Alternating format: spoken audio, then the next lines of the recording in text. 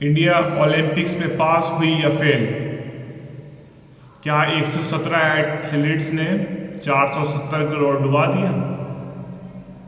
Hello guys, how are you? मैं ऐसा क्यों कह रहा हूं कि 117 एथलीट्स ने 470 करोड़ डुबा दिया? बिकॉज उन प्लेयर्स को भेजने के लिए इंडिया का इतना अमाउंट लगा था, और इंडिया ने इस बार अपना इंडिया हाउस भी वहां बनवाया था, तब भी परफॉर्मेंस अच्छी नहीं हुई। इंडिया 2012 में भी 6 मेडल लाया और 2024 में भी 6 मेडल लाया, परफॉर्मेंस जीरो। जैसी परफॉर्मेंस थी वैसी परफॉर्मेंस है।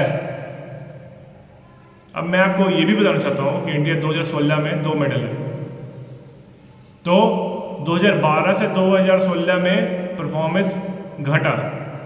फिर वो 2021 में, जो कि कोविड के कारण 2021 में हुआ, ऐसे वो 2020 में था, उसमें इंडिया ने 7 मेडल लाया, तो इंडिया का फॉर्म वापस आया। अब इंडिया 2024 में वो फॉर्म को फिर से गिरा दी। और मैं आपको ये भी बताना चाहता हूँ कि इंडिया के 6 प्लेयर्स नंबर 4 पे फिनिश किए हैं। इसमें कोचेस और प्लेयर्स दोनों का गलती है।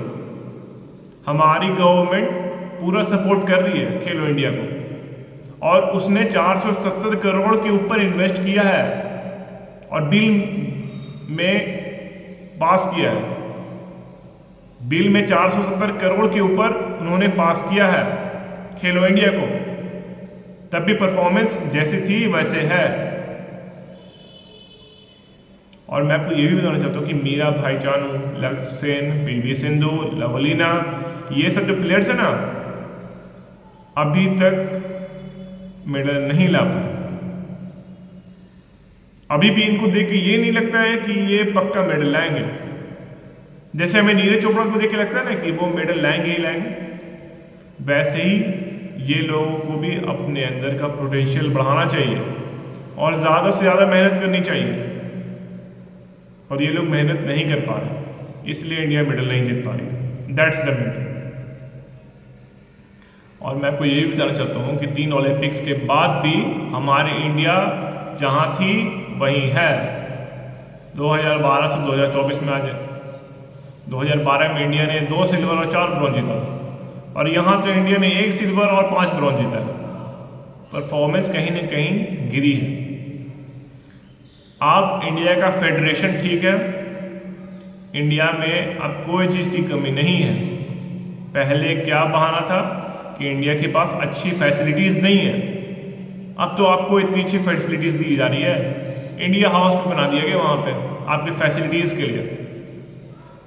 Facilities 100% and hard working 0%। और मैं लास्टली आपको मेडल्स टैली बताना चाहता हूँ, और इंडिया ने कौन कौन से इवेंट्स में मेडल जीता है। So firstly US, second China, third Japan, fourth Australia and fifth France. और पाकिस्तान 61st पे रही है और इंडिया 71 पे उन्होंने ख़त्म किया। मैं लास्टली आऊँगा पाकिस्तान पे। और हम सबसे पहले जेवलिन पे आना चाहते हैं। नीरज चोपड़ा ने सिल्वर मेडल जीता है, फिर हम हॉकी में जीते bronze medal, our national game. Shooting में मनु भाकर ने हमें ब्रॉन्ज मेडल जिताया, सुरभजोत सिंह ने भी एक ब्रॉन्ज मेडल जिताया, स्वप्निल सिंह ने एक ब्रॉन्ज मेडल जिताया, अमन सहरावत ने भी हमें एक ब्रॉन्ज मेडल जिताया। सो 1 सिल्वर एंड 5 ब्रॉन्ज। और अब मैं पाकिस्तान पे आना चाहता हूँ। इस बार पाकिस्तान ने 61st पे ख़त्म किया और इंडिया 71st पे से ख़त्म किया। सॉरी, पाकिस्तान ने 62 पे ख़त्म किया, सॉरी, तब भी वो इंडिया से आगे है। That's the main thing. और राइवलरी है या नहीं है ये तो आपको समझ में आ ही गया होगा। आप अपनी हार को भी जीत में कन्वर्ट करते हो।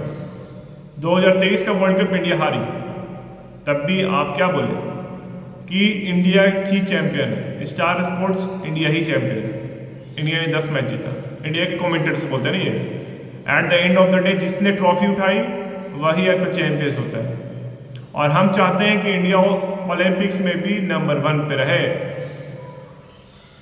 यूएस और चाइना को पीछे करे इंडिया, पर हमारे एथलीट्स उतना कोशिश कर ही नहीं रहे। वो हमें खुशी मनाने का अपॉर्चुनिटी नहीं दे रहे। इंडिया को था कि इंडिया ने 2020 में 7 मेडल जीता, तो इस बार इंडिया 10 मेडल जीती, पर इंडिया ने 1 मेडल कम ही जीता और इंडिया तो गोल्ड मेडल जीत ही नहीं पाई इस बार। सो लास्टली मैं ये भी कहना चाहता हूँ कि इस बार इंडिया ने पाकिस्तान से भी खराब खेला। Okay, thank you and have a great day to all of you.